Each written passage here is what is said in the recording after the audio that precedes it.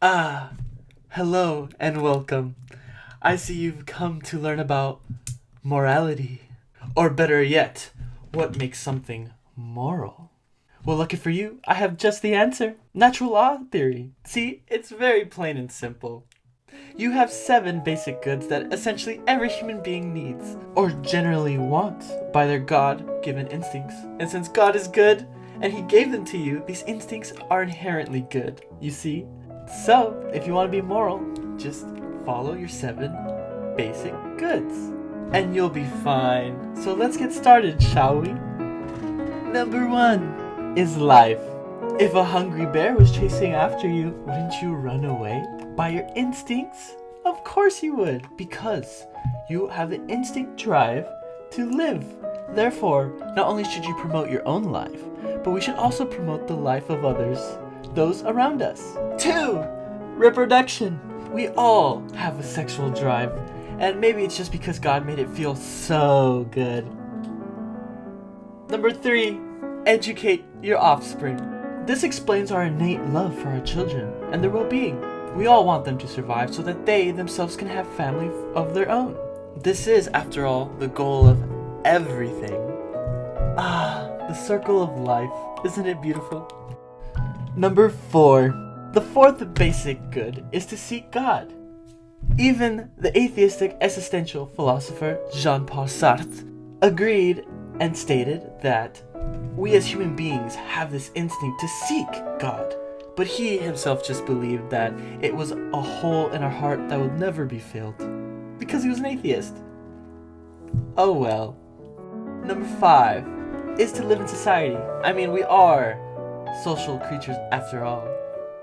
Number 6 is to avoid offense. Since we do want to live in society, what we want to do is to make sure that we do not make society mad at us. Because if we do, well, we'll be thrown to the wolves and die.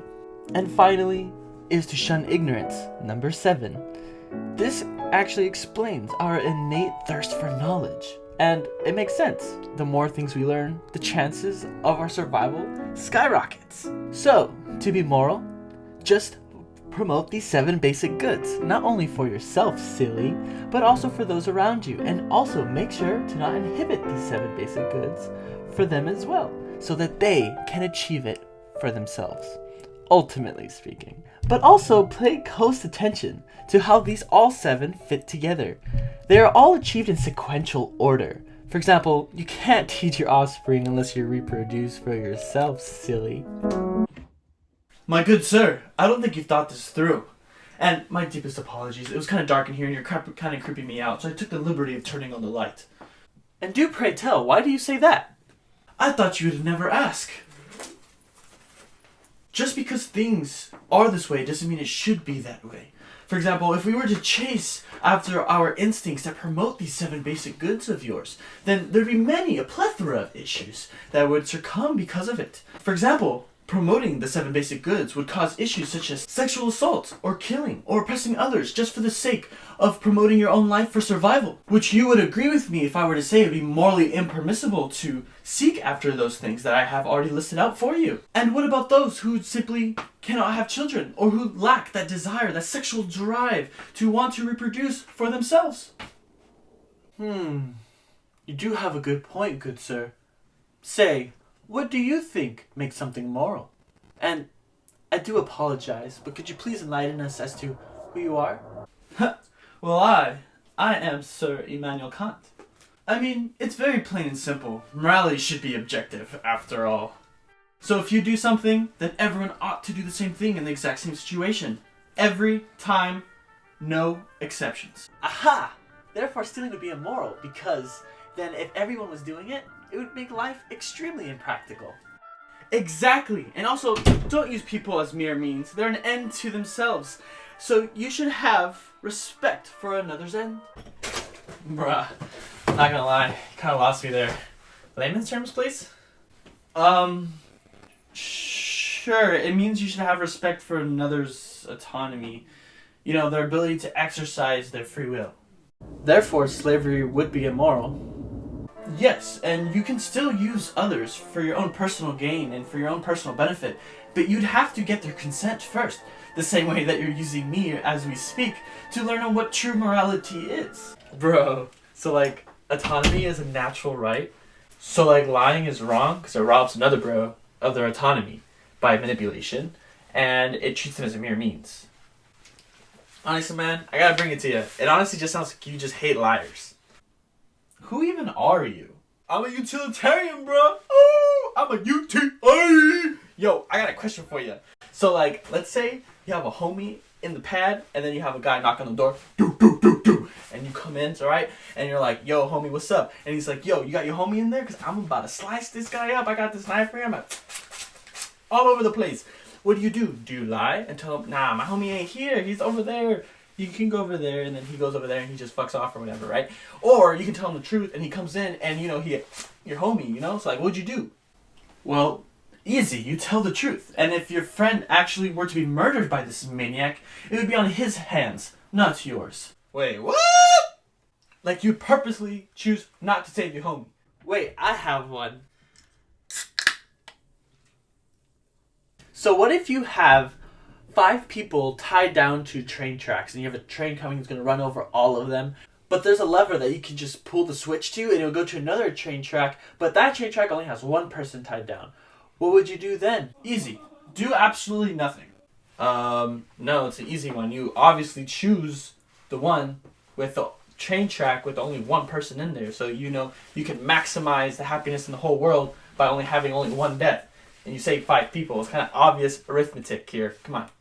Well, what if that one person happens to be your mother? See? It's not that easy. Well, looks like I'm killing my mama today. Sorry, mama. You know I love you. Shout out to the moms! But yeah, she gotta go. What the actual fuck is wrong with you, sir? Chill! Hear a brother out? So, like, what if instead of looking at someone's intentions, like my brother Kant over here, we just look at the consequences? Here, hold this for me real quick.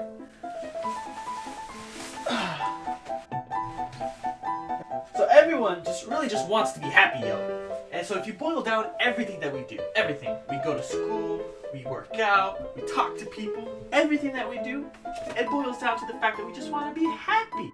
So, instead of telling people that they're good or bad based on their intentions, we just use basic arithmetic to figure out what's maximizing people's happiness in the world. Or what I like to call pleasure. So really, instead of asking yourself, whoa, is that man good or bad based on his intentions? Think, is he trying to maximize the amount of pleasure in the world? So, what you're saying is you're hedonistic. It's fine to screw everyone over, as long as you optimize the happiness of your own, correct? Nah, fam. That's disrespectful, man. You know you gotta take one for the homies sometime, take one for the team. You gotta optimize the happiness for the world, and sometimes that means you gotta eat shit, so that everybody else can eat like kings. Wait, how do you even do that unbiasedly? Bro, that's easy. If a group of strangers were in your sitch, and you were to advise them what to do, then simply do what you would advise them to do in the first place. That way, you can stay unbiased.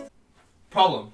See, there's an issue with this type of thinking. Let's say you are a surgeon and you have a healthy young man or woman who's getting a basic procedure like removing their tonsils. However, they have organs inside of them that are very healthy that for some reason also matches 5 other patients of yours who, if they don't get these organ donations, they will surely die. So your utilitarian theory would say that we should harvest these organs from this young man or woman, even though we're just here to, remove tonsils, in order to save 5 other people, for their greater good.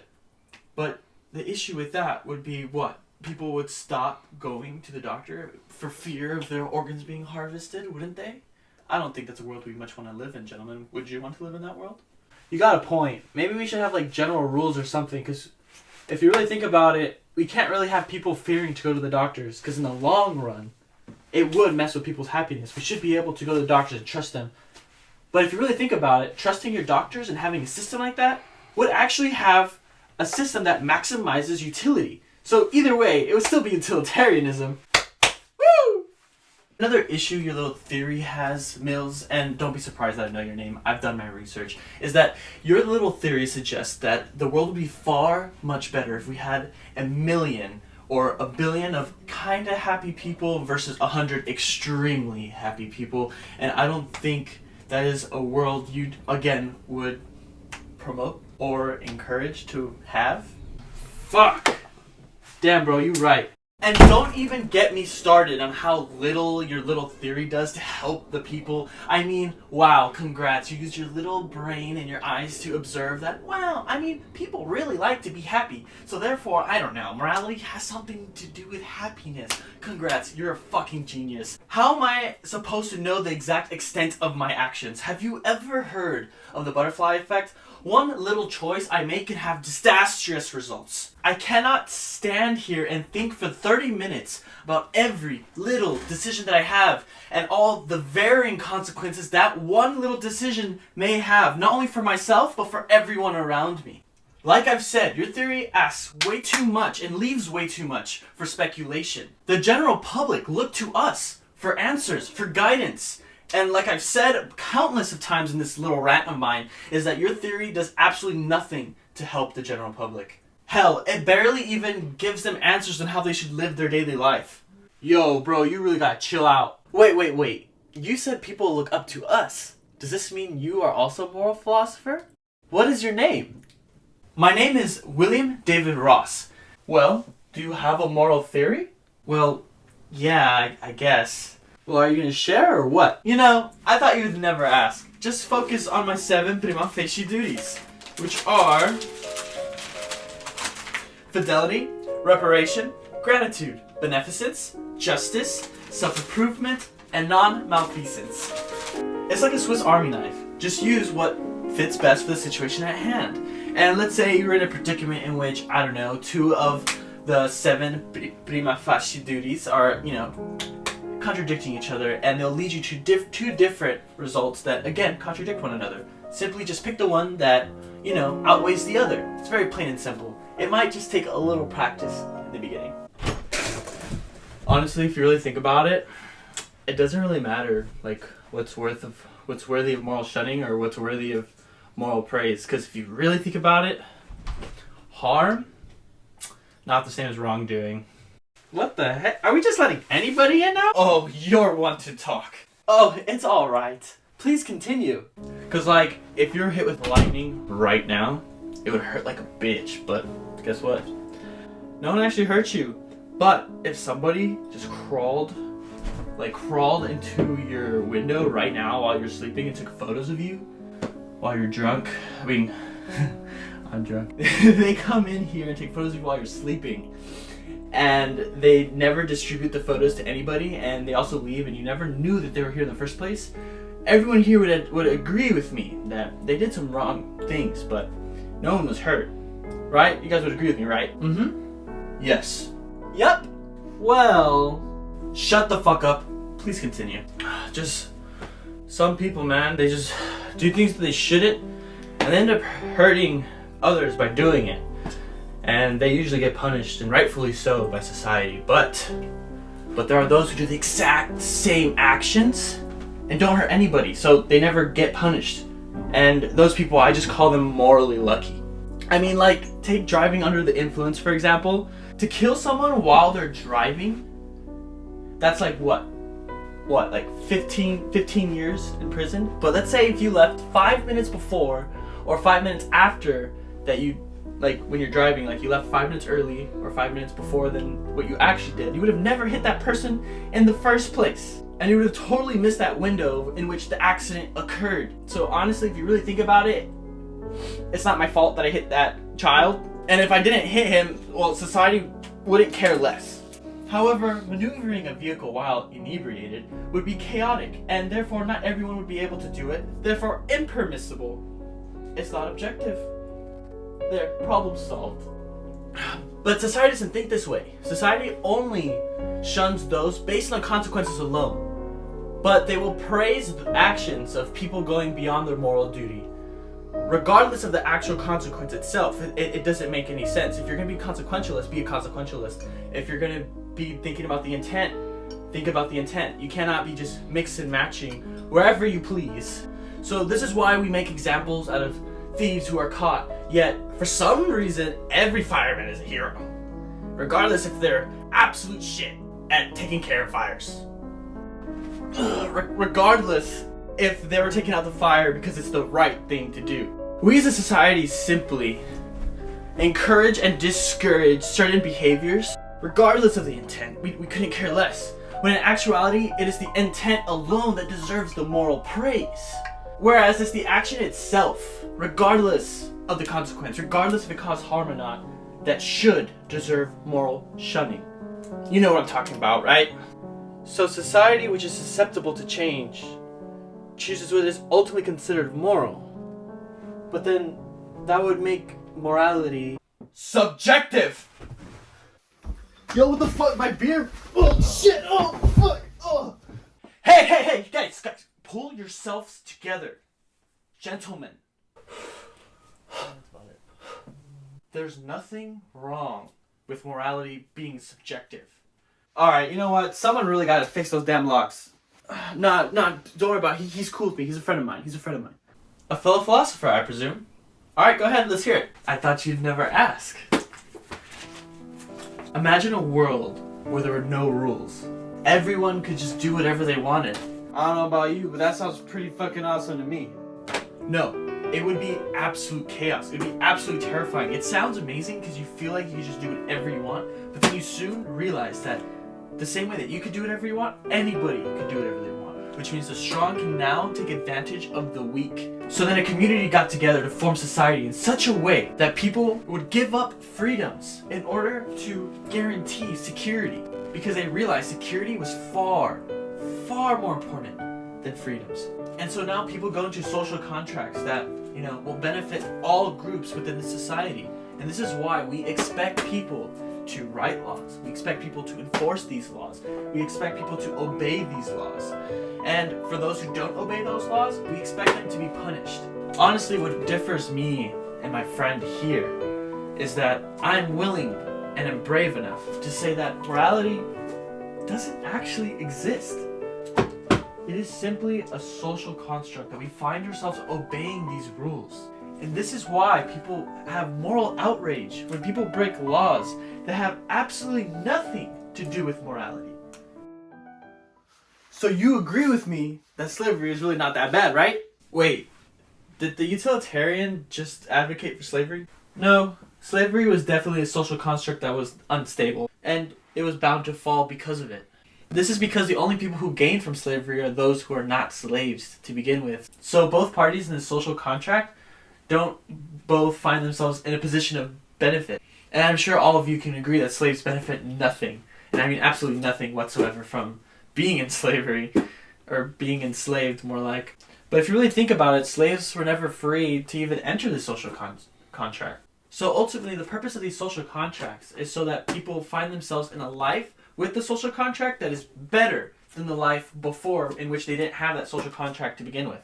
And well, I'm sure all of you men can agree with me that slavery did the exact opposite. Makes sense. Morality is just us trying to figure out how to survive together. I guess I wasn't so wrong after all. Oh, I don't know if I would say that, good sir. Bro, what the fuck? I said no pickles. Why are you guys in my room? I'm so sorry. They just really wanted to know what morality was, and your room was just a really good place to film. It was very quiet, and I wasn't expecting so many guests. I do sincerely apologize. More philosophy, huh?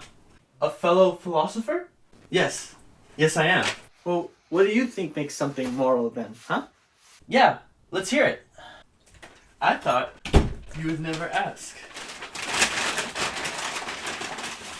Oh wait, here are my pickles. Hold this real quick.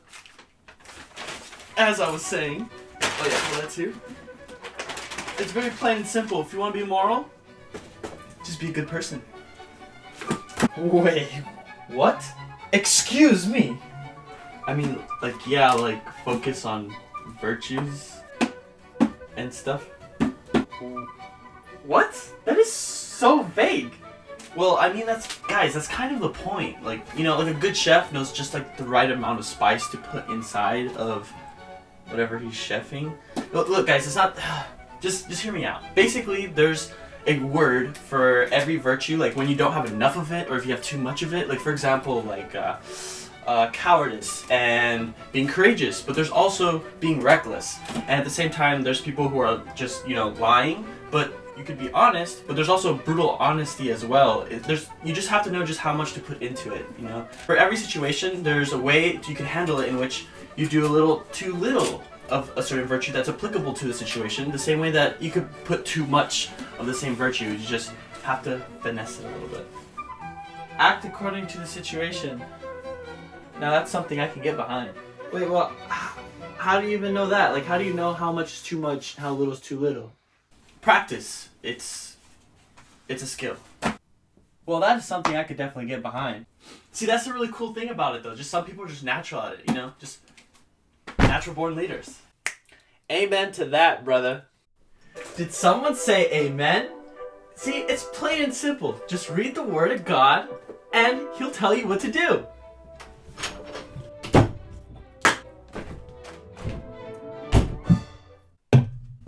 Why did we just bully that man? Ugh, you can't be so accepting. Like, there's obvious issues with that philosophy. Like, is the right thing simply to do what God asks you to do, and that's what makes it right? Or is it that it's inherently good, so then God just informs the public to do it because it's inherently good to begin with? Or in other words, are things just arbitrarily good just because on any given day God's like, yep, I want that to be good, so it's good now. Which I guess explains why in the great book that he was speaking of, why one day it's okay to kill and the next it's not. So then does this mean that what we consider to be moral is just arbitrarily moral? So tomorrow, all of this that we're fighting over just doesn't matter to begin with? It could just all be thrown away within any given moment? Then what's the point? That would mean good means absolutely nothing. Or does it mean God actually isn't omnipotent? Meaning he doesn't know everything. And that there's something above God that's telling God what actually is good, and he's simply just relaying that information to us. And if that's the case, why can't we just go to the source and ask that higher being, if there even is a higher being above God, what actually is good? You see, there's just too many issues with that type of philosophy. It's not sound. I know, right? Plus, how would we know what God actually commands? How should we know what is still morally binding? I mean, how do we know what no longer needs to be listened to? And I'm pretty sure that guy wore a shirt that had wool and linen blended together. What's next? Women can start wearing braids now? Don't kid yourself. Hey, that's almost as bad as this guy from back east. What he told me was hilarious. He said something about morality just being blind obedience to authoritative figures, for example, like high-ranking officials or even your parents. I mean, what if the high-ranking officials are, corrupt? Or selfish parents who do not treat you as your own end? Parents. I mean, he did say something along the lines about treating others how you want to be treated, so I guess that's pretty cool. Yo, Kant, I know I really don't like liars and all, but do you have a thing against alcohol? Because all of us are drinking right now and you're not. I'm just curious, help a brother out. Well, drinking alters one rationality, and one should strive to always improve their rationality. I mean, it's what separates us from the animals. He does know other animals have been observed to show rationale and high intellect, right? What? Excuse me, ruffian? Is there something you'd like to share with the rest of us? Nah, I'm good. As I was saying, I shouldn't like alcohol because it does impairs one rationale. However, I do recognize that it can be used to help sedate one's migraines. Or even help with self-relief, just to name a few examples. So I guess I'm okay with it. Just don't overdo it. I guess you're cool with me then.